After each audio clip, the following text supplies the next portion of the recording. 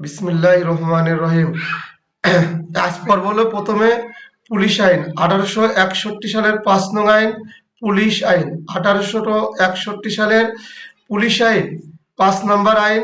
তার দ্বারা পর্ব প্রথমে হলো 7। আগের ক্লাস পড়ছিলাম 7 থেকে হলো আমাদের গুরুত্বপূর্ণ বেশি। এইখান থেকে 7, 8, 9, 10, 11, 12, 11 নাই 12। তাহলে প্রথমেই পর্ব 7 দ্বারা শাস্তি। এই শাস্তি সম্পর্কে আমরা বেশিরভাগই জানি। তাই শাস্তির গাইডের আলোচনাটা আগে প্রথমে করি। সাধারণত এই শাস্তি আমরা প্রথমেই গাইডই পড়ি। শাস্তি দুই প্রকার, একটা হলো লঘুদণ্ড, একটা গুরুদণ্ড। লঘুদণ্ড 5 প্রকার, গুরুদণ্ড 5 প্রকার, এরকমই একটু পড়া হয়। এরপর তোর এলো গাইডের পড়া, গাইডের এই মুখস্থ করলে যথেষ্ট। কিন্তু আমরা এমসিকিউ পড়বো, এর ভিতর থেকে ভিতরে যাব, কি আছে দীর্ঘ সময় লাগবে, একটু সময় লাগবে। আপনারা সবাই শুনবেন, আমি লাইন বাই লাইন বলবো, আপনারা ব্যাখ্যা করব, এরপরে আপনারা মূল বই দেখবেন। তাহলে শুরু করি। 1861 সালের 5 নং আইন, 5 নং আইন, এটা পুলিশ আইন। এই পুলিশ আইনের 7 ধারা হলো শাস্তির কথা বলছে। অধস্তন পুলিশ কর্মচারীর শাস্তির ক্ষমতা, শাস্তি প্রদানের ক্ষমতা। শিরোনাম মুখস্থ রাখবেন, অধস্তন পুলিশ অফিসারের শাস্তি, অধস্তন পুলিশ অফিসারের শাস্তি বা দণ্ড প্রদানের ক্ষমতা। এই পুলিশ অফিসারের বা অধস্তন আমরা যারা আছি, কনস্টেবল, নায়ক, এএসআই, এসআই, এই ইন্সপেক্টর, এই যে অধস্তন, এদের শাস্তির বিধানটা কি? এই বিধান কি কারণে আমাদের শাস্তি দেয়, খেয়াল করবেন। কি কারণে আমাদেরকে শাস্তি দেয়? 3টে কারণে আমাদেরকে শাস্তি দেয়। এটা হয়তো জানেন, বই পড়লে পাবেন, আমি প্রথম থেকে পড়াচ্ছি আপনাদের। তাহলে 3টে কারণে শাস্তি দেয়। প্রথম শাস্তির কারণগুলো কি? অযোগ্যতা, আমার অযোগ্যতা, আমার দোষ ত্রুটি আছে, আর কর্তব্য অবহেলা। তাহলে কারণ কয়টা? 3টে কারণ আমাকে শাস্তির আওতায় আনে। আমার অযোগ্যতা, আমার দোষ ত্রুটি, আমার কর্তব্য অবহেলা। মূল বই পড়বেন, গাইডের পর আগে পড়া দিছি। তাহলে আমাকে শাস্তি কেন দেবে, আমাকে কেন দণ্ড দেবে, এই ক্ষমতা সরকার অফিসার কেন করবে কাজটা? আমার অযোগ্যতা আছে, আমার দোষ ত্রুটি আছে, আমার কর্তব্য কর্মে অবহেলা আছে। এই 3টে কারণেই আমাদের অধস্তনদের শাস্তি দেয়, এর বেশি কারণ নেই। তাহলে অযোগ্য, দোষ ত্রুটি এবং কর্তব্য অবহেলার কারণে আমাদেরকে শাস্তি প্রদান করে। এই শাস্তি কিরকম হয়? বরখাস্ত হয়, তারপরে সাসপেন্ড হয়, পদোন্নতি, অবসরণ হয়। তাহলে এই যে আমাদের 3টে কারণে শাস্তি দেয়, আমাদের কি করে? বরখাস্ত করে, তারপরে সাসপেন্ড করে, পদোন্নতি, অবসরণ করে। তাহলে অপরাধ হলো 3টে: অযোগ্য, দোষ ত্রুটি, কর্তব্য অবহেলা। আর শাস্তি কি করে, এর প্রক্রিয়া কিরকম? সাসপেনশন করে স্যারেরা, তারপরে সাসপেনশন করার পরে কি করে? বরখাস্ত করে এবং পদ অবনীত করে, পদ অবনীত করে। এছাড়াও এছাড়া এই কাজগুলো কারা করবে? এই সাসপেনশন করা, পদ অবনীত করা, তারপরে বরখাস্ত করা, এই কাজটা কারা করবে? আমাদের ইন্সপেক্টর জেনারেল। তাহলে আমাদের যে সাসপেনশন করবে, বরখাস্ত করবে, পদ অবনতি করবে, এই কাজটা কারা করে? এই কাজটা করে ইন্সপেক্টর জেনারেল, ডিআইজি, পুলিশ সহকারী আইজিপি, সহকারী আইজিপি, আরেকজন হচ্ছে পুলিশ সুপারিনটেন্ডেন্ট, পুলিশ সুপারিনটেন্ডেন্ট। তাহলে 7 দ্বারা সহজ পড়া আমাদের আর নাই। কয়টা কারণে আমাকে দণ্ড দেয়? 3টে কারণে: অযোগ্য, দোষ ত্রুটি, কর্তব্য অবহেলা। এমসিকিউ কয়টা কারণে ই করে? 3টে কারণে: অযোগ্য, দোষ ত্রুটি, কর্তব্য অবহেলা। তারপরে শাস্তি, শাস্তি কি কি কি কি- কিভাবে শাস্তির প্রক্রিয়া আগাতে থাকে? বরখাস্ত করে, সাসপেনশন করে, পদ অবনতি করে, চলে গেলেন। এরপরে কোন ধরনের অফিসার আমার এই শাস্তি দেবে? কোন ধরনের অফিসার আমাকে এই শাস্তির আওতায় আনবে বা আমাকে শাস্তি দেবে?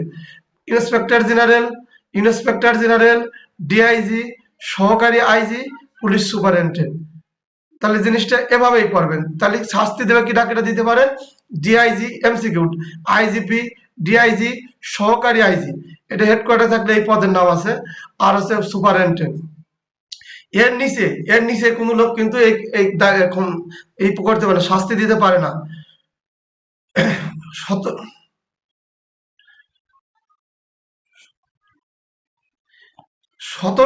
সতর্কতা বা অবহেলা করে কার্যের দায়ে পুলিশের কর্মচারী নিম্নলিখিত এক বা একাধিক শাস্তি দেয়। এই শাস্তিগুলো সতর্কতা বা অবহেলার কারণে এক বা একাধিক শাস্তি দেয়। আমাদের শাস্তিগুলো খেয়াল করবেন। শাস্তি কিছু আছে কাগজ কলমে, কিছু আছে শূন্যের উপর। এখন আমার কথা খুব খেয়াল করবেন। তাহলে এই শাস্তি দেয় কি কারণে? এক বা একাধিক শাস্তি দিতে পারে। এই ইন্সপেক্টর জেনারেল, ডিআইজি, সহকারী আইজি এবং পুলিশ সুপারেন্ট এরা শাস্তি দেবে। এই শাস্তি এক বা একাধিক হতে পারে। এই শাস্তি এক বা একাধিক হতে পারে। তার ক নাম্বার শাস্তির কথা কি বলছে? অনধিক 1 মাসের বেতনের সমপরিমাণ জরিমানা। দেন, অনধিক 1 মাসের বেতনের সমপরিমাণ জরিমানা। এই জরিমানাটা কি? আপনি উপরে একটা অসতর্কতা, খেয়াল করবেন, অসতর্কতা, অবহেলা, খেয়াল করেন, অসতর্কতা অবহেলার কারণে আমাদের এক বা একাধিক শাস্তি দেয়। তার প্রথম শাস্তি হলো কি? অনধিক 1 মাসের বেতনের সমপরিমাণ জরিমানা। আপনি ডিউটিতে যা খেয়াল করবেন, বাংলা করে বলি, অসতর্কতার কারণে অস্ত্র হারা যায়, ডাল লাঠি হারা যায়, বুলেট প্রুফ হারা যায়, যায় না? পোশাক পাতি সরকারি মালামাল আমার কাছে চলে গেছে, তখন কিন্তু আমাদের বিরুদ্ধে শাস্তি বা ক্ষতিপূরণ টাকা নেয়। এটা জানেন? এটা দেখছেন কখনো? এইটা খেয়াল করবেন। এইটা আমাদের কাছ থেকে মাঝে মাঝে আপনি ডাল ভাঙিয়ে ফেলাইছেন, ডাল হারা ফেলাইছেন, তখন কি করছে? অনধিক 1 মাসের বেতনের সমপরিমাণ আপনার সাথে জরিমানা করছে। ঠিক আছে, জয় জয় একটা অপরাধ করছে, ডাল ভেঙে ফেলেছে, ঠিক আছে, ওই ডালের জরিমানা হলো 5,000 টাকা বা 3,000 টাকা নিয়ে নাও। অজয়, তুমি চালান জমা দাও সরকারে। তুমি চালান জমা দিলে তোমার কিন্তু এইটা বইতে ওঠে না। আমরা যে লঘুদণ্ড আর গুরুদণ্ড গাইডের কথা বলে আসছিলাম, নিচে পড়ব। লঘুদণ্ড হচ্ছে লোকে 0.25 কাটা যায়, আর গুরুদণ্ড হলে 2 পয়েন্ট কাটা যায়। গুরুদণ্ড হলে 2 পয়েন্ট, আর লঘুদণ্ড হলো 0.25 কাটা যায়। ঠিক আছে। আর এই যে অসতর্কতা এবং অবহেলার কারণে যে এক বা একাধিক শাস্তি দেয়, এই শাস্তি হলো অনধিক 1 মাসের বেতনের সমপরিমাণ কর্তন। এই কর্তন বিভিন্ন অপরাধ আপনার হতে পারে। ডাল ভাঙছেন, অস্ত্র হারা গেছে, মিসিং হতে পারে, হয় যেতে পারে না? তাবু পুড়িয়ে গেছে আপনার কাছে, আপনি যে তাবুতে থাকেন ডিউটি যা, তাবুটি আগুন লাগা পুড়া ফেলাইছেন, অনেক ক্ষয়ক্ষতি হয়েছে, রাষ্ট্রের সরকারি সম্পত্তি গেছে, তখন আপনার কাছ থেকে এই জরিমানাগুলো আদায় করে। এই জরিমানা দিতে গেলে কি হয়? আপনার মেজর এই লঘুদণ্ড গুরুদণ্ড যেমন পয়েন্ট কাটা আছে, এটা কিন্তু কাটা যায় না। এরপরে অনধিক 15 দিন পর্যন্ত বেড়াকে আটক। দেখবেন আপনি ডিউটি গেছেন, এটা ঝামেলা হয়েছে, এটা মারামারিতে আপনি এটা মিসিং করে পাইছেন, আপনাকে বেড়াকে আটক করে রাখে, গার্ড ডিউটি করে, গার্ড ডিউটি দেয়। এই জয়, তুই এনে অন্যায় করছিস, রোল কলে আসিস নাই, তোরে গার্ড ডিউটি শোনা দিল। এই স্যার 3 দিন আসে না, স্যার বলে ঠিক আছে, ওর 1 মাসের গার্ড দাও। দেয় দেয় দেয় কি দেয় না? এরকম শাস্তি দেয় কিনা আমাদের? গার্ড শুনে না? এই যে আপনাকে শাস্তি দিল, কিরা দিল? ডিআই, ইন্সপেক্টর জেনারেল, ডিআইজি, সহকারী আইজি, পুলিশ সুপারেন্ট। এইটা কিন্তু খাতা কলমে ভাই ওঠে না। গাইডে আমরা মেলায় পড়ছি, এগুলো কিন্তু খাতা কলমে ওঠে না। আপনার তাৎক্ষণিক ওই জরিমানাটা দিয়ে গায়ে শেষ করে দিল।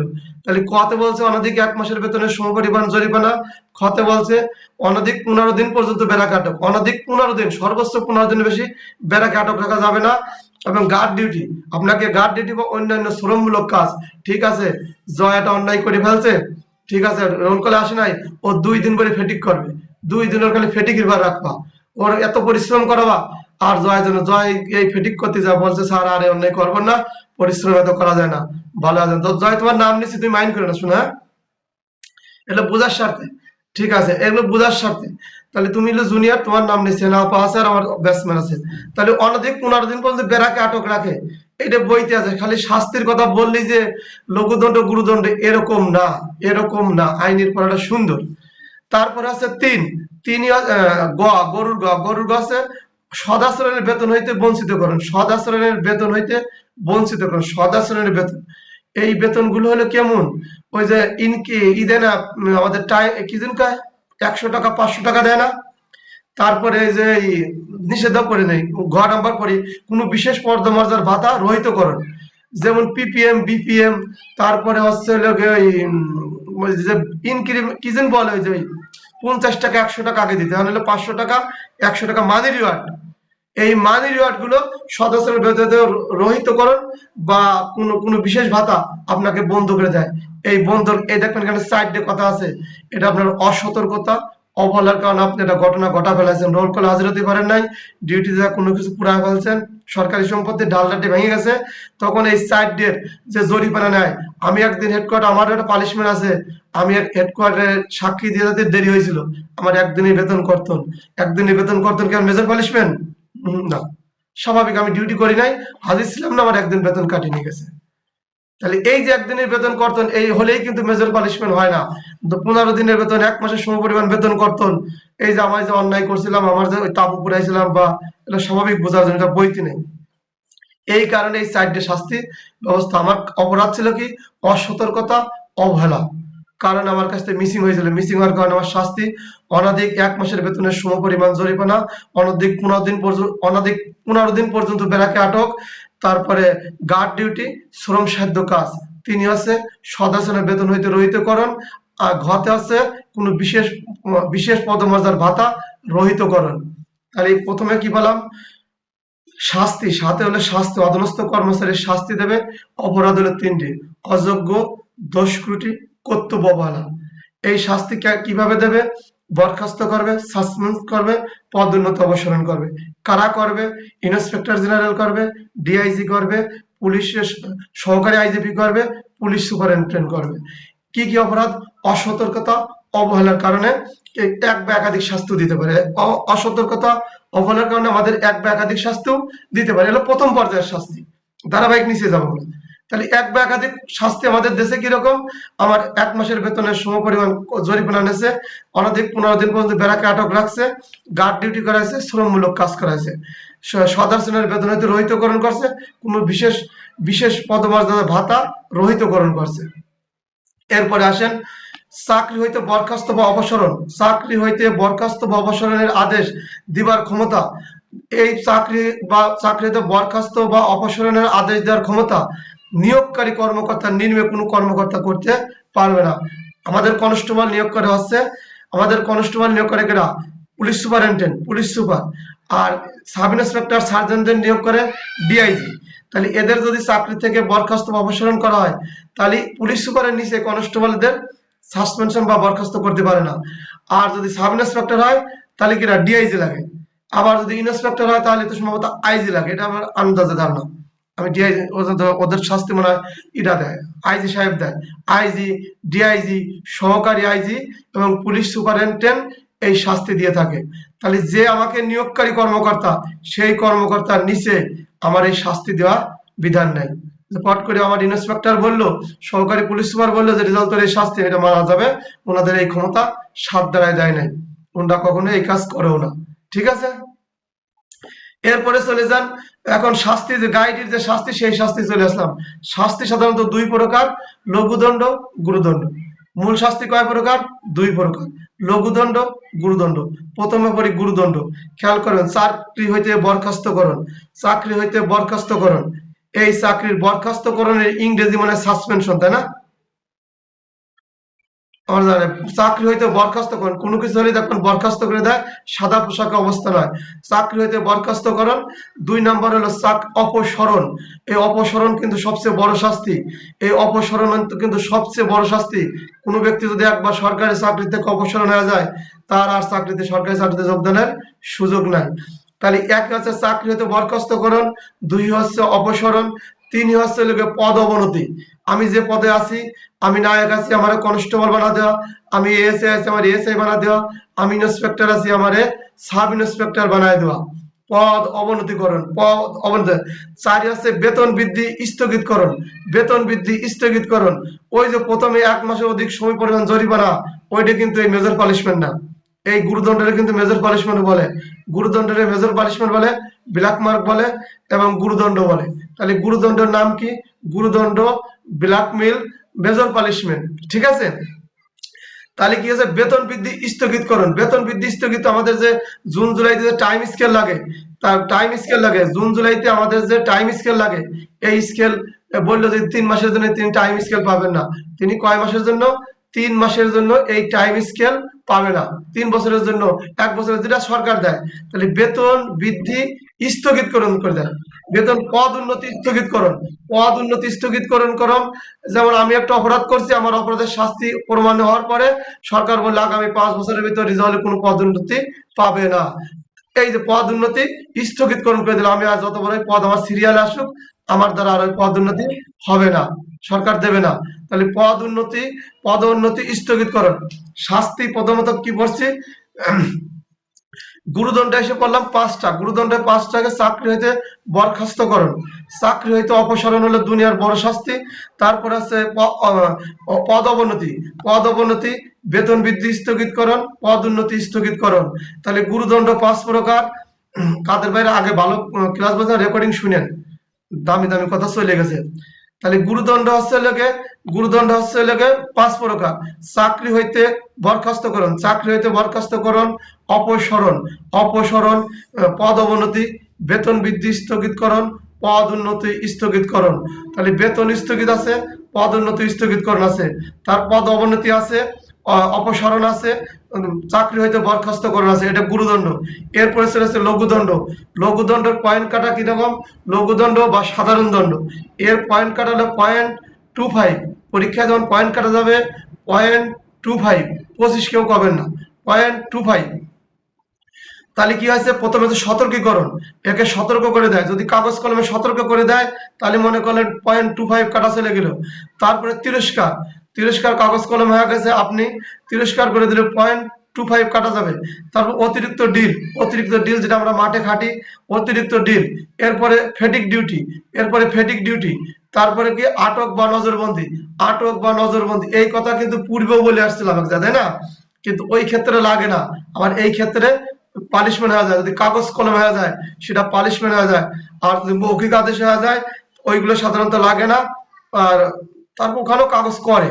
আর স্বাভাবিক যেগুলো আমাদের যে গার্ড ডিউটি, তারপরে বেড়াকে আটক রাখা, শ্রমমূলক কাজ, তাৎক্ষণিক বিচার করে যেগুলো ছেড়ে দেয় সেগুলো উপরে পড়ে আসছিলাম। তাহলে গুরুদণ্ড হচ্ছে কি, গুরুদণ্ড 5 প্রকার, গুরুদণ্ড 5 প্রকার, লঘুদণ্ড 5 প্রকার। লঘুদণ্ড হলো সতর্কীকরণ, তিরস্কার, সতর্কীকরণ, তিরস্কার, অতিরিক্ত ডিল, ফেটিক ডিউটি, আটক বা নজরবন্দি। তাহলে গুরুদণ্ড হচ্ছে, গুরুদণ্ড সতর্কীকরণ, সতর্কীকরণ, তিরস্কার, অতিরিক্ত ডিল, ফেটিক ডিউটি, আটক বা নজরবন্দি। এই গুরুদণ্ড আর লঘুদণ্ডের মধ্যে পার্থক্য আছে। গুরুদণ্ড আর লঘুদণ্ডের পার্থক্য কিরকম, অনেক বড়, 5টা করে বলা যায়। পার্থক্য আমি একদিন পড়াবো ইনশাল্লাহ, আপনারা 150, 200, 500 জীবনে যত পার্থক্য আসুক পারি যাবেন। তারপরে বলে দেই 400-500, আমি দণ্ডবিধি পড়া নেই, পার্থক্য আপনাদের একদিনে এটা বলবো, 500-700 পার্থক্য ওই ছকেই করবেন, পার্থক্য নিয়ে চিন্তা করেন না। যার সাথে যার পার্থক্য তার একটা শিরোনাম তৈরি করবেন, তার শিরোনাম, এর একটা শিরোনাম, ওর একটা শিরোনাম। তারপরে এর এর কত সংজ্ঞা, ধারার সংজ্ঞা, ওর কত ধারার সংজ্ঞা, এর শাস্তি কত, ওর শাস্তি কত, এ কোন অফিসার দিতে পারে, ও কোন অফিসার দিতে পারে না, সদস্য সংখ্যার পার্থক্য কত, এর পার্থক্য কত, সদস্য কয়জন লাগে, ওর সদস্য কয়জন লাগে। এই যে 5টা বলে দিলাম, এই 5টা বা 6টা করলে এরপরে পার্থক্য লেখা লাগে না। 5-5-10টা 2 পাশে লিখতে পারা মানে বিশাল ব্যাপার, এক পাতা পড়ে যায়। পার্থক্য তো এক পাতার বেশি লেখার দরকার হয় না।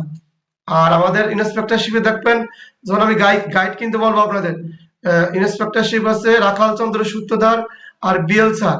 আর যদি গাইড কিনতে চান রাহান স্যারের গাইডটা কিনুন, 3টে গাইড, রাখাল চন্দ্র সূত্রধার, তারপরে বিএল স্যারের, রাখাল চন্দ্র সূত্রধার, আর হচ্ছে Rahan sir, Rahan sir, BL Das, Rakhal Chandra Sutradhar, এই 3টে গাইড কিনবেন, আপনার জীবনের গাইড পড়া লাগবে না ইনশাল্লাহ। এখানে সুন্দর সুন্দর অনেক সৃজনশীল কায়দায় বিভিন্ন সালে যে প্রশ্ন হয়েছে না 40-50 বছরের, তার উত্তর দিও, নিজেরা প্রশ্ন করে নাই। এরপরে চলে যান গুরুদণ্ড আর লঘুদণ্ডের পার্থক্য হলে কেমন। গুরুদণ্ড আর লঘুদণ্ডের মূল কটা পার্থক্য আছে। গুরুদণ্ড, গুরুদণ্ড হচ্ছে লেগে বিভাগীয় মামলা হয়, প্রসিডিং হয়, কৈফিয়ত চার্জ করে এবং ওই মামলার বিরুদ্ধে আপিল করা যায়। আর লঘুদণ্ড হচ্ছে কি, আপনাকে কৈফিয়ত চাবে না, আপনার অপরাধ হয়েছে, কাগজ কলম শুনে মিলে 2-1 বেলার ভিতরেই আপনার শাস্তি প্রদান করবে, ওই শাস্তির বিরুদ্ধে আপিল করা যায় না, ওই শাস্তির বিরুদ্ধে আপিল করা যায় না। এরপরে চলে গেলাম সাসপেনশন, সাসপেনশন, সাসপেনশন কিছুদিনের জন্য কর্মচ্যুত, সাসপেনশন বা বিশেষ দণ্ড, সাসপেনশন বা বরখাস্ত, সাসপেনশন আছে না, সাসপেনশন বা বরখাস্ত কিছুদিনের জন্য কর্মবিরতি বা বিশেষ দণ্ড, এটাকে বিশেষ দণ্ড বলা হয়। অনেক সময় সাসপেনশন উঠে যায়, কিন্তু উঠে গেলে ওর বিনিময়ে কিছুই হয় না, আছে না, এরকম বিশেষ একটা দণ্ড। যখন আপনার সাসপেনশন করা হয় তখন একটা দণ্ডের কায়দায় ওটা একটা পদ্ধতিতে আনিয়ে রাখে, কিছু একটা করবে সরকার, দেখা গেলো আপনি নির্দোষ প্রমাণ হয়ে গেলো, আপনাকে মাফ করে দিল, এটা একটা বিশেষ দণ্ড। আর ডিসমিসাল আবার ডিসচার্জের মধ্যে পার্থক্য দেন। ডিসমিসাল, যদি চাকরিতে কারো ডিসমিসাল হইলে সরকারি কাজে পুনরায় নিয়োগ নিষিদ্ধ হয়।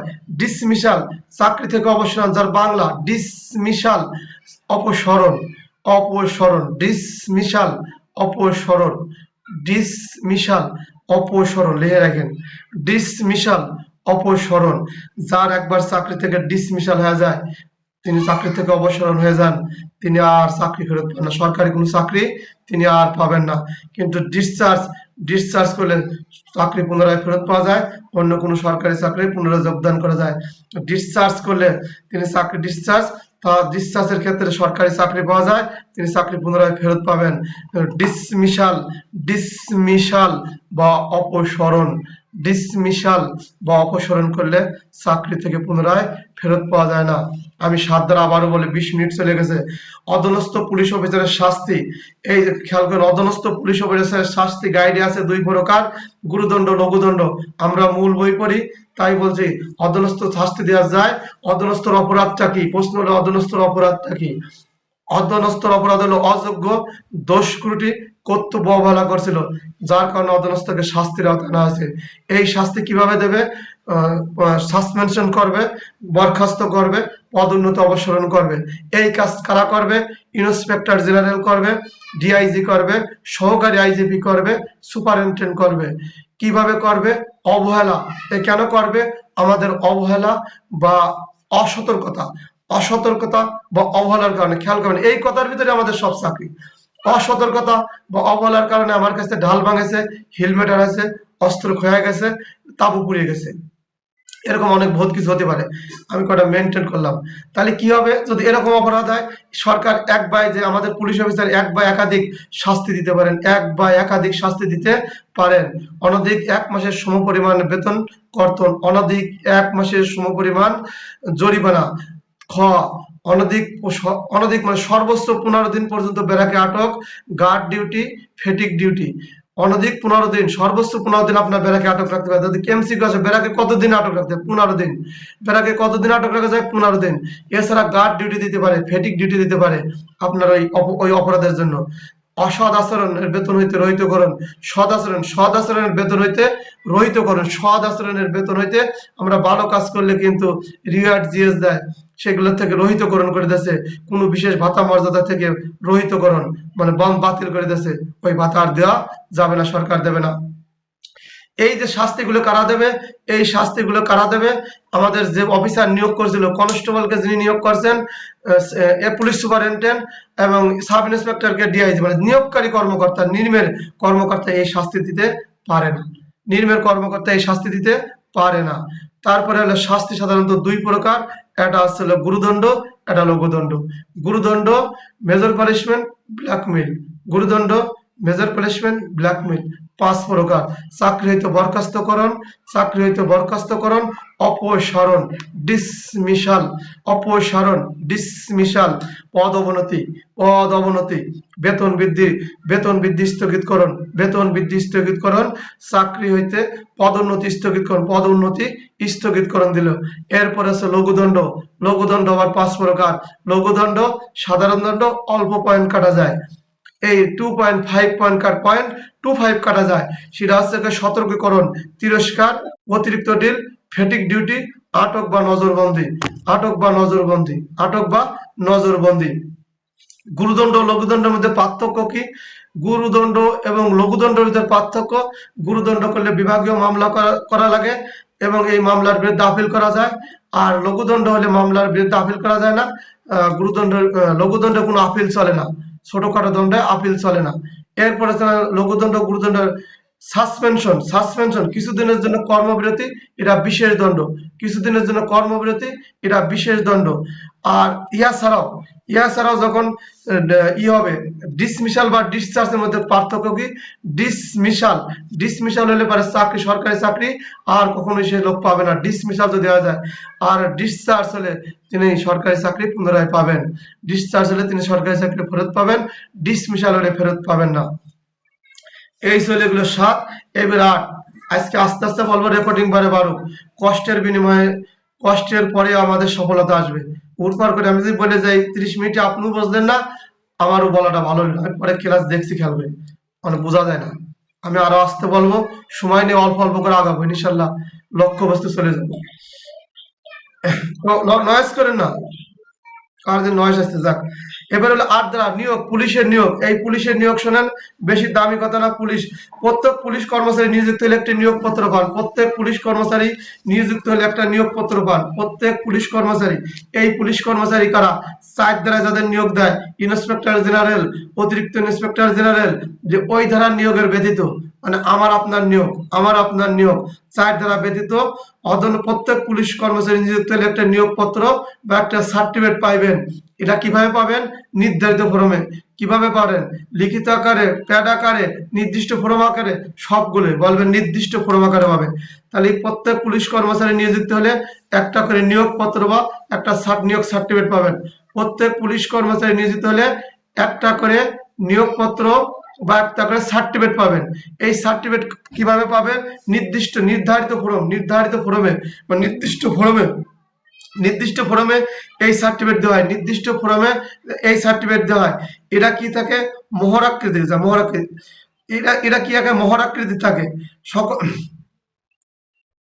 এরপরে কি করলেন? আপনার আমার প্রত্যেক পুলিশ সদস্য যখন নিয়োগ পাইছে, তখন একটা নিয়োগপত্র বা একটা সার্টিফিকেট পাইছে। এটা কি হয়েছে? নির্দিষ্ট বা নির্ধারিত একটা ফর্মে আমার এই সরকারি সার্টিফিকেটটা দিয়েছে। আমি যখন সার্টিফিকেট পেলাম, সার্টিফিকেট যখন এই নিয়োগ পাওয়া গেলাম, তখন আমার কাছে আসে গেল, আমি পুলিশের সকল ক্ষমতার অধিকারী হলাম। আমি যখন এই নিয়োগটা পেলাম, এই নিয়োগ পেলাম, নির্দিষ্ট ফর্মে পেলাম, তখন আমার সকল ক্ষমতার অধিকারী হলাম। আমার কর্তব্য এসে গেল, আমার কাছে কর্তব্য এসে গেল, আমার কাছে দায়িত্ব এসে গেল, আমার সুযোগ সুবিধা এসে গেছে, আমার সুযোগ সুবিধা এসে গেছে। তাহলে প্রত্যেক পুলিশ কর্মচারী চার দ্বারা ব্যতীত নিয়োগপত্র পাওয়ার পরে একটা নিয়োগপত্র বা একটা সার্টিফিকেট পান। এই সার্টিফিকেট নির্দিষ্ট ফরমে পান, এই সার্টিফিকেট নির্দিষ্ট ফরমে পান। এই ফরমে, নির্দিষ্ট ফরমে পাওয়ার পরে একজন পুলিশ সদস্য, আমরা সদস্য হিসাবে নির্বাচিত হওয়ার পরে আমার কর্তব্য এসে যায়। আমার কর্তব্য, আমার ক্ষমতা, দায়িত্ব এবং সুযোগ সুবিধার অধিকারী হয়, সুযোগ সুবিধার অধিকারী হই। এই সার্টিফিকেট কিটা দেয়? এই সার্টিফিকেট আইজিপি সাহেব দেয়। এই সার্টিফিকেট কে দেয়? সার্টিফিকেট আইজি সাহেব কর্তৃক বা তার অধীনস্থ নিয়োজিত নিয়োজিত যে কোনো পুলিশ, পুলিশ কর্মকর্তা, পুলিশ তার অধীনস্থ নিয়োজিত কিনা, আইজির পরে ডিআইজি, ডিআইজি পরে পুলিশ সুপার, এইরকম বোঝাচ্ছে। তাহলে আমরা যে নিয়োগপত্র পাই, এই নিয়োগপত্র দেয় দেয় কিনা? আইজি সাহেব দেয়, আইজি সাহেব দেয়। আইজি সাহেবের অধীনস্থ ক্রমে যথাক্রমে পুলিশ সুপারিনটেন্ডেন্টের মাধ্যমে আমরা নিয়োগপত্র পাই। এই নিয়োগপত্র কিভাবে থাকে? মোহরাকৃতির, এই মানে আটকানো, যেটা যে বলে কি সিলমোহরকৃত, সিলমোহরকৃত বলে না, এই মোহরাকৃতি, মোহরাকৃতির এই নিয়োগপত্র থাকে, মোহরাকৃতি। দেখেন আর দ্বারা কিন্তু সবই পারে, কিন্তু পড়ার উদ্দেশ্য কি জানেন? এই যে আমি বলতেছি, আমি পয়েন্ট আউট করে বলতেছি, আপনারা শুনতেছেন, এই এমসিকিউ আসলে আপনারা মনে পড়ে যাবেন। ওই যে রিজাল একদিন পেশাল পারিল, তখন বললো, তখন আপনি গোল করে ফেলাতে পারবেন। কারণ আমি বারবার বলতেছি, এছাড়া পড়ার বহুত কারিশমা মাস্টারের কাছে নাই। আমার আস্তে আস্তে বলার, আপনার এই সাথে লাগিয়ে থাকা হলো পড়ার মূল অ্যাকশন। তাছাড়া বিশেষ কোনো কুদরতি শক্তি নেই, কোনো সারও আসে না, আবার কেউ কেউ বলেও না। আমি বলবো, এবার আপনি বই পড়বেন, দেখবেন সহজ হয়ে যায়। আর এমসিকিউতে বারবার বলতে বলতে এমসিকিউ নিয়ে কেউ চিন্তা করবে না, এমসিকিউ একজন ফেল করবেন না। আমি যে এমসিকিউ গুলো দেই, ওইগুলো আপনারা খালি একটু পূরণ করবেন ইনশাল্লাহ। তাহলে নিয়োগ প্রক্রিয়াকে ৮ আছে পুলিশ নিয়োগ। প্রত্যেক পুলিশ কর্মচারী নিয়োজিত হলে একটা করে নিয়োগপত্র বা সার্টিফিকেট পাবেন। এই সার্টিফিকেট কিভাবে হবে? নির্ধারিত ফরম হবে, নির্ধারিত ফরম হবে। যখন আমি এই নির্ধারিত ফরমে নিয়োগপত্র পাওয়া গেলাম, তখন আমার দায়িত্ব, কর্তব্য, ক্ষমতা, সুযোগ সুবিধার অধিকারী হয়ে গেলাম। এই সুযোগ, এই সার্টিফিকেট কিরা পাঠায়? ইন্সপেক্টর জেনারেল, আইজি সাহেব। এটা যথাক্রমে, এর যথাক্রমে কি বলছে? যথাক্রমে নিযুক্ত পুলিশ কর্মকর্তা দ্বারা মোহরাকৃতি হয়। এটা মোহরাকৃতির হয়। কোন আকৃতি হয়? মোহরাকৃতির হইবে, মানে আটকানো থাকবে, আমি যেটা বাংলা বুঝি আর কি।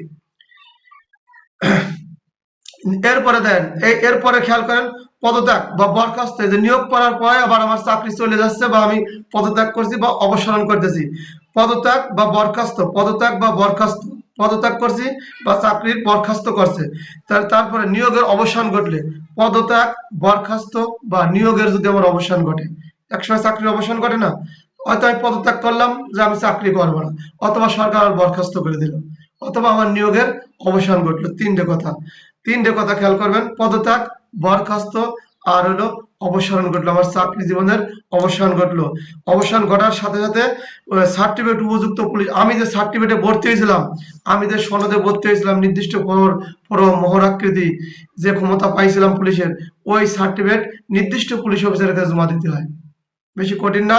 তাহলে কি বলছে, আমার যদি এই চাকরি নিয়োগের পরে আমি বরখাস্ত হই, পদত্যাগ করি বা চাকরি জীবনের অবসান ঘটে, আমি যা পুলিশ আইনের 8 ধারায় নিয়োগ পেলাম, এই 8 ধারায় বলতেছে নিয়োগ পাওয়ার পরে আমি পুলিশের ক্ষমতা, দায়িত্ব, সুযোগ সুবিধা সবই পাইছি, কিন্তু আমার চাকরির পদত্যাগ করছি, চাকরির অবসান ঘটছে বা বরখাস্ত করছে সরকার, তাহলে আমার কি করতে, এই যে নিয়োগপত্র সরকার আমার দিছিল, এই নিয়োগপত্র নির্দিষ্ট পুলিশের নির্ধারিত যার কাছে জমা দেওয়ার কথা তার নিকট জমা দেবেন। এই পুলিশ অফিসার চাকরি চলে গেলে বা অবসর ঘটলে বা বরখাস্ত হলে তিনি কার নিকট নিয়োগপত্র দেবেন? থানার ভারপ্রাপ্ত কর্মকর্তার নিকট, তারপরে পুলিশ সুপারিনটেন্ডেন্টের নিকট, ডিআইজির নিকট, অতিরিক্ত আইজির নিকট, অথবা নির্দিষ্ট নির্দিষ্ট পুলিশ সুপারের নিকট, নির্দিষ্ট পুলিশ অফিসারের নিকট। তখন আপনারা লিখবেন নির্দিষ্ট পুলিশ অফিসারের নিকট, যার উপর নির্দিষ্ট করা আছে সেই ব্যক্তি। ঠিক আছে, এমসিকিউ এরকম, বড় স্যারের নাম দেখলে এমসিকিউ মারি দেবেন না, বইয়ের সাথে কোনটা সঠিক আছে সেটাই হলো আমাদের এমসিকিউ। তাহলে নির্দিষ্ট পুলিশ অফিসারের কাছে এই নিয়োগপত্র জমা দিতে হবে। এই হলো নিয়োগপত্র। 8 ধারা নিয়োগপত্র শেষ হয়ে যাবে, আর 5 মিনিট বললেই, বাকি কয়টা ধারা বেশি গুরুত্বপূর্ণ না। তাহলে আমাদের নিয়োগ 8 ধারা আছে নিয়োগ, প্রত্যেক পুলিশ কর্মচারী নিয়োজিত হলে একটা নিয়োগপত্র পাবেন। এই নিয়োগপত্র নির্দিষ্ট ফরমে আপনাকে দেওয়া হবে।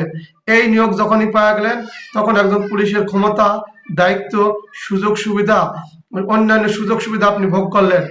এরপরে চলে গেলেন চাকরি, আপনি পদত্যাগ করবেন, অবসর গ্রহণ করবেন বা চাকরির বরখাস্ত করলো, তখন আপনি এই নিয়োগপত্র নির্দিষ্ট পুলিশ অফিসারের নিকট জমা দেবেন, নির্দিষ্ট পুলিশ অফিসারের কাছে জমা দেবেন। এরপরে ধারা 9, 1861 সালে 5 নং আইনের, পুলিশ আইনের 9 ধারা, পুলিশের চাকরি হইতে ইস্তফা দেওয়ার নিয়ম। এই যে পুলিশের চাকরি হইতে যদি অনেকে কয় চলে যাব, চাকরি করবো না, সমস্যা নাই, চাকরিতে আপনি আসছেন, চাকরিতে চলে যাবেন, এটা আপনার এখতিয়ার। আপনি চলে গেলে পরে কিছু নিয়ম আছে। পুলিশের চাকরিতে ইস্তফা দেওয়ার নিয়ম, পুলিশের চাকরি যদি আপনি না করেন, চলে যান, তারও কিছু নিয়ম আছে।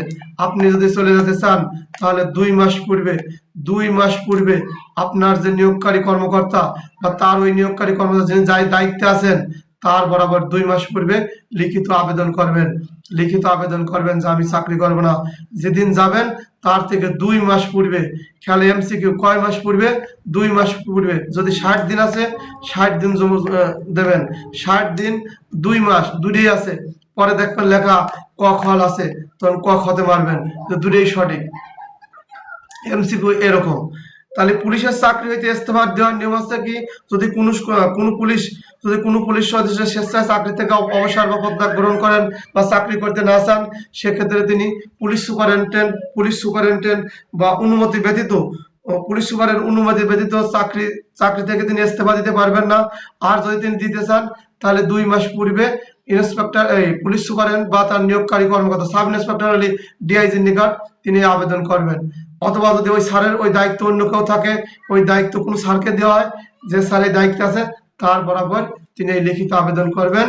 এবং 2 মাস পূর্বে এই চাকরিতে যাওয়ার নিয়ম, আপনি আসছেন চাকরিতে, তাহলে পুলিশের চাকরিতে ইস্তফা দেওয়ার নিয়ম কি, 2 মাস পূর্বে আবেদন করতে হয়, 2 মাস পূর্বে আবেদন করতে হয়।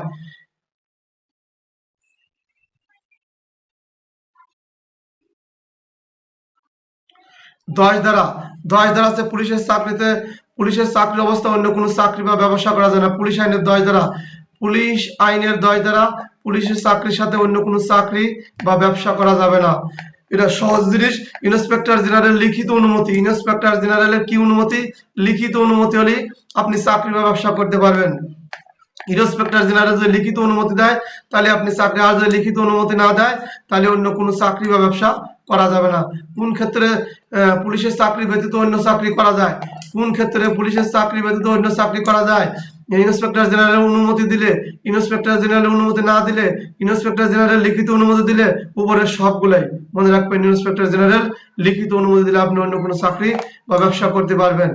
কথার মারপ্যাচ, তাহলে পুলিশের চাকরি অবস্থা অন্য কোনো চাকরি গ্রহণ করা বা ব্যবসা করা যায় না। ইন্সপেক্টর জেনারেলের লিখিত অনুমতি লাগে, সেই অনুমতির কারণে অন্য কোনো চাকরি বা করা যায়। অতএব ইন্সপেক্টর জেনারেল যদি লিখিত দেয় তাহলেই হবে, লিখিত না দিলে হবে না। তারপরে 12 ধারা হচ্ছে কি প্রশাসনিক কর্মে আদেশ নির্দেশ প্রণয়নের ক্ষমতা আইজিপি এর ক্ষমতা। বাংলা হিসাব ইন্সপেক্টর জেনারেলের ক্ষমতা 12 ধারা পড়বেন। ইন্সপেক্টর জেনারেলের ক্ষমতা, ইন্সপেক্টর জেনারেলের ক্ষমতা পিআরবি যে 112, এই যে 12 পিআরবি, যত পিআরবি আছে সিংহভাগের বেশি হলো মনে হয় 1190টা আছে, তার ভিতরে এই 12 ধারা থেকে সব সৃষ্টি। পিআরবি কার থেকে সৃষ্টি? এই 12 ধারা থেকে সৃষ্টি। তাহলে পিআরবি হলো 12 ধারা থেকে সৃষ্টি। তাহলে 12 ধারা ইন্সপেক্টর জেনারেলের ক্ষমতা কিরকম ক্ষমতা? সরকারের সম্মতিক্রমে ইন্সপেক্টর জেনারেল, অর্থাৎ সরকারের সম্মতিক্রমে ইন্সপেক্টর জেনারেল পুলিশ বাহিনী গঠন করতে পারে। শ্রেণী বিভাগ পিএম এসএফ আরসিডি। তারপরে কর্তব্য শ্রেণী বিভাগ কর্তব্য, কি ধরনের কর্তব্য পালন করবেন, কখন কোথায় কি করবেন। তারপর অস্ত্র শস্ত্র, পোশাক পরিচ্ছদ, বাসগৃহ সম্পর্কে নিয়ম কানুন প্রণয়ন করতে পারেন। তাহলে সরকারের সম্মতিক্রমে ইন্সপেক্টর জেনারেল পুলিশ বাহিনী গঠন করতে পারে, শ্রেণী বিন্যাস করতে পারে, অস্ত্র শস্ত্র, ব্যারাক, পোশাক, বাসগৃহ নির্মাণের নিয়ম কানুন উনি প্রণয়ন করতে পারেন। সহজ জিনিস। এই যে আমাদের পোশাক পরিবর্তন, তারপরে আমাদের বিভিন্ন প্যারেড পিটির যে বৈশিষ্ট্য উনি দিতে পারে যে এইভাবে না এইভাবে। তাই কার সম্মতিক্রমে? সরকারের সম্মতিক্রমে। ইন্সপেক্টর জেনারেল সরকারের সম্মতিক্রমে পুলিশ বাহিনী গঠন করতে পারেন। পুলিশ বাহিনীর গঠন, শ্রেণীবিন্যাস, শ্রেণী বিভাগ কর্তব্য, কি ধরনের কর্তব্য পালন করবে, অস্ত্র শস্ত্র, কি ধরনের অস্ত্র শস্ত্র ব্যবহার করবে, পোশাক পরিচ্ছদ, কি ধরনের পোশাক পরিচ্ছদ পরবে, তারপরে বাসগৃহ নিয়ম কানুন। এইটা আপনার পুলিশ বাহিনী গঠন যদি বলতে বলে আমার ডিউটি গ্রাম, তাহলে এই বাহিনী এইভাবে গঠন হয়, এইভাবে যাবে, বলে না রাড ফার্মেশন যাবে, তারপরে প্লাটুন ডিলি যাবে, স্কোয়াড ডিলি যাবে, এরকম গঠন করে দিল। এটা ইন্সপেক্টর জেনারেল সরকারের সম্মতিক্রমে করতে পারে। শ্রেণী বিভাগ, এই সিভিল টিম করে দাও, অমুক টিম করে দাও, এসএফ করে দাও, আরসিডি করে দাও, ওয়ার করে দাও, তিনি সরকারের সম্মতি করেন। কর্তব্য, আপনার কি কর্তব্য হবে, আপনি অফিসে করবেন, কেউ গাড়ি চালাবে, কেউ ইলেকট্রিক কাজ করবে, কেউ সিভিল ডিউটি করবে। কর্তব্য কার কেমন ভাগ করে দিল। অস্ত্র শস্ত্র, কি ধরনের পোশাক পাতি নিয়ে আমি অস্ত্র নিয়ে ডিউটি করবে, গ্যাস গান, শর্ট গান, না এলএমজি না এসএমজি, সেটা নির্ধারণ করে দিল। পোশাক পরিচ্ছদ, কি ধরনের পোশাক হবে, সিভিলি যাব, পোশাকে যাব, এগুলো নির্ধারণ করে দেবে। বাসগৃহ নির্মাণ, কি ধরনের ব্যারাক, টিনের ঘর, বিল্ডিং, সেগুলো তারা এই সম্পর্কে উনি নিয়ম কানুন তৈরি করে দিতে পারবেন। এছাড়া পুলিশের গুপ্ত সংবাদ সংগ্রহ, আমাদের ভিতরে যে সংবাদ, আমাদের ভিতরে কখন কি হচ্ছে, এই পুলিশের গুপ্ত সংবাদ সংগ্রহ এবং উহার আদান প্রদান, কি ধরনের আদান প্রদান করতেছে, কর্তব্য পরিদর্শন। এছাড়া কর্তব্য পরিদর্শন করবেন, পুলিশ বাহিনীর দক্ষতা রক্ষা প্রভৃতি বিষয়ে নিয়ম কানুন প্রণয়ন ও আদেশ জারি করবেন। আমরা যা নিত্যদিন করি সেই কথাই 12 ধারা, এই কাজটা করবে ইন্সপেক্টর জেনারেল। রেকর্ডিং বন্ধ করে আরেকটু বলি, চলে যাচ্ছি। 12 ধারা শেষ।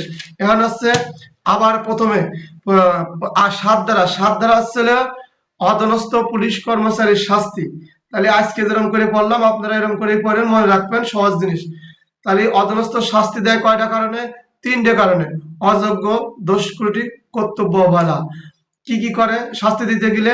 এর প্রসেস আছে, বরখাস্ত করে, সাসপেনশন করে, পদোন্নতি করতে পারে। আবার কি এই কাজগুলো কোন ধরনের স্যারেরা করবে? ইন্সপেক্টর জেনারেল, ডিআইজি, সহকারী আইজি, পুলিশ সুপারিনটেন্ডেন্ট। কি কারণে করতেছে? অসতর্কতা, অবহেলার কারণে। কি দণ্ড দিচ্ছে? এক বা একাধিক দণ্ড দিচ্ছে। কিরকম? 1 মাসের সমপরিমাণ জরিমানা, অনধিক 15 দিন পর্যন্ত ব্যারাকে আটক, ফেটিক ডিউটি, গার্ড ডিউটি, সদাচরণের বেতন হইতে রহিতকরণ, কোন বিশেষ পদমর্যাদার ভাতা থেকে রহিতকরণ।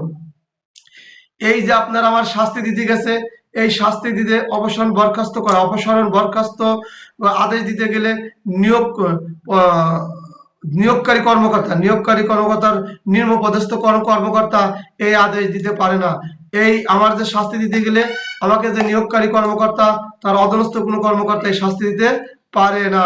তারপরে শাস্তি দুই প্রকার: গুরুদণ্ড, লঘুদণ্ড। গুরুদণ্ড মেজর পানিশমেন্ট, ব্ল্যাকমেইল। গুরুদণ্ড হলো চাকরিতে বরখাস্তকরণ, অপসারণ বা ডিসমিসাল। তারপর আছে পদোন্নতি, বেতন বৃদ্ধি স্থগিতকরণ, পদোন্নতি স্থগিতকরণ। এই যে লঘুদণ্ড: সতর্কীকরণ, অতিরিক্ত ডিল, ফেটিক ডিউটি, আটক বা নজরবন্দি। গুরুদণ্ড লঘুদণ্ডের ভিতর মূল পার্থক্য: গুরুদণ্ড দিতে গেলে বিভাগীয় মামলা করা হয়, বিভাগীয় মামলা বা শাস্তি হলে তার বিরুদ্ধে আপিল করা যায়। আর লঘুদণ্ডের ক্ষেত্রে বিভাগীয় মামলা করা লাগে না, ওর বিরুদ্ধে আপিলও করা যায় না। সাসপেনশন একটা বিশেষ দণ্ড। ডিসমিসাল এবং ডিসচার্জের মধ্যে পার্থক্য কি? ডিসমিসাল যদি কারো হয়ে যায় তাহলে তিনি চাকরি থেকে অপসারণ হয়ে যান। এই ডিসমিসাল হয়ে গেলে তিনি আর চাকরি পুনরায় ফেরত পান না। আর আর যদি ডিসচার্জ হয়ে যায় তিনি তাহলে চাকরিতে পুনরায় ফেরত পাওয়ার সম্ভাবনা আছে। আট ধারা পুলিশ নিয়োগ। হলে পুলিশ নিয়োগ। চার ধারা যে স্যারদের নিয়োগ দ্বারা ওরা ব্যতীত, আইজি স্যাররা ব্যতীত, কর্মকর্তা ব্যতীত, চার ধারা ব্যতীত এই অধীনস্থ পুলিশ কর্মচারী নিয়োগ পাইলে একটা নিয়োগপত্র পায়। এই নিয়োগপত্র নির্দিষ্ট ফর্মে দেয়, একটা নিয়োগপত্র পায়, নির্দিষ্ট ফর্মে দেয়। এই ফর্মে দেওয়ার পরে আপনি যখন নিয়োগ পালেন তখন কি হচ্ছে? আপনি দায়িত্ব, কর্তব্য, সুযোগ সুবিধার অধিকারী হলেন, আলহামদুলিল্লাহ। এরপরে আপনি চাকরি পদত্যাগ করবেন, বরখাস্ত হলেন বা চাকরির অবসান ঘটে গেল। চাকরি জীবনের অবসান ঘটে গেলে আপনাকে যে নিয়োগপত্র দিয়েছিলাম, সরকার যে নিয়োগপত্র দিছিল, নির্দিষ্ট পুলিশ অফিসারের নিকট, কার নিকট? নির্ধারিত বা নির্দিষ্ট পুলিশ অফিসারের নিকট ওইটা জমা দেবেন। এরপরে চলে আসে 9, পুলিশের চাকরি হইতে ইস্তফা দেওয়ার নিয়ম। চাকরি করবেন না, চলে যাবেন। ইস্তফা দেওয়ার নিয়ম কি? যদি কোনো পুলিশ সদস্য চাকরি না করে তাহলে সুপারিনটেন্ডেন্ট বরাবর 2 মাস পূর্বে লিখিত আবেদন করবেন যে আমি অমুক তারিখে চলে যাব। সেই তারিখ যেদিন লিখবেন, যেদিন দেবেন তার থেকে 2 মাস পূর্বেই, 2 মাস আগে পরে না, 2 মাসের মাঝামাঝি, খেয়াল রাখবেন 2 মাস পূর্বে। এরপরে 10, সরকারি ইন্সপেক্টর জেনারেলের অনুমতি ছাড়া পুলিশ সদস্য অন্য কোনো চাকরি বা ব্যবসা করতে পারবে না। 10, পুলিশের চাকরি ব্যতীত অন্য কোনো চাকরি বা ব্যবসা করা যাবে না ইন্সপেক্টর জেনারেলের অনুমতি। কি ধরনের অনুমতি? লিখিত অনুমতি। কি ধরনের অনুমতি? লিখিত অনুমতি। লিখিত অনুমতি ছাড়া হবে না। 12 ধারা ইন্সপেক্টর জেনারেলের ক্ষমতা প্রশাসনিক কর্মে আদেশ নির্দেশ প্রণয়নে ইন্সপেক্টর বা আইজি সাহেবের ক্ষমতা। সরকারের সম্মতিক্রমে ইন্সপেক্টর জেনারেল পুলিশ বাহিনী গঠন, শ্রেণীবিভাগ, কর্তব্য, অস্ত্রশস্ত্র, পোশাক পরিচ্ছদ, বাসগৃহ নির্মাণ, নিয়ম কানুন প্রণয়ন, পুলিশের গুপ্ত সংবাদ আদান